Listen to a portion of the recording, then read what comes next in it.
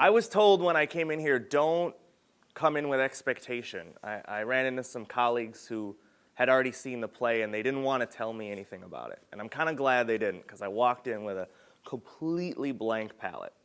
I had read the synopsis, so I kind of knew what I was getting myself into, but I didn't quite exactly know. And then I thought, as I'm sitting here watching this, okay, I got to talk about this afterwards. What do I want to say? So I was thinking about my children. I was thinking about my experiences meeting my wife. I was thinking about my experiences with my peers. And then I just thought about this one experience that I had just 3 days ago. And it kept coming up again and again and again. And this experience has been bothering me. And then I thought, this is probably a good experience for me to talk to you guys about, because it has to do with social media. And if you guys, most of you were on your phone before the show began, so I could tell that most of the people in here are using some form of social media.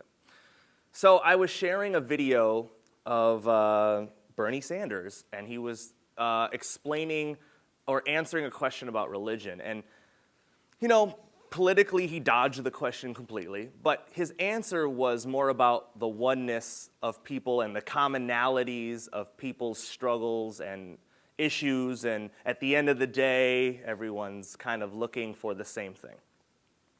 And I always say this thing to my friends, like, well, when the lights go out or the power goes down, we're all going to need the same things. Like, the richest people and the poorest people will still need clean food, they'll still need, to protect their families, etc.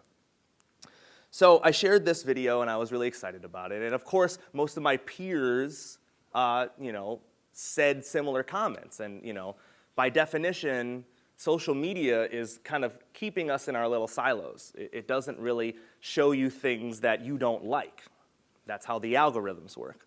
So I was surprised when someone who I knew only through music, he was a rapper that I knew from another rap group that my rap group used to perform with years ago. And he said that my comments were just hippy-dippy bullshit and peace and love and all this kind of stuff. And I was really kind of taken aback by it. And then he had this image of a gentleman who was obviously a Native American, and he had a motorcycle jacket on with the name of a tribe on it, and he was flipping off the a row of presidents. And I thought to myself, okay, I understand where you're coming from. I understand the perspective of, we can talk about our history of keeping each other separate, our history of hurting each other, our conversations that we've all learned from of what people couldn't do and where people had to step on other people to get ahead.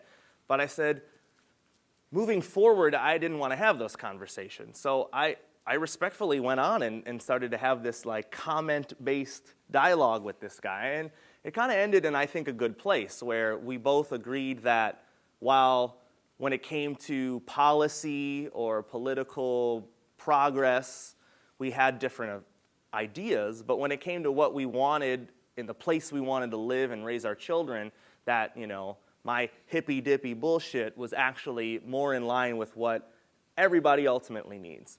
And for me, that ultimate need was the concept of love.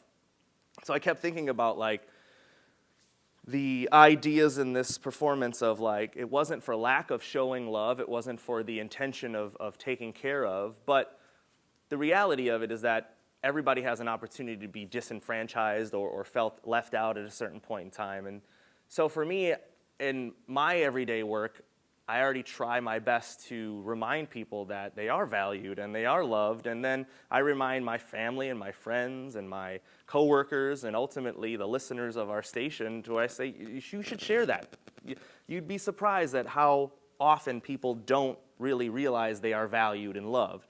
So I think, what resonated strongest with me was that, there's a lot of variables you can't control, but the ones that you can, put a little more love out there. Tell somebody, as uncomfortable as it may be, how much you love them. And you'd be surprised that love will come back to you. And even in the face of adversity, I think it's still important to share that love. So that was what I walked away with it. But I would like you guys to also take this away today and, share that love with each other and have conversations wrapped around it. So thank you guys for giving me that.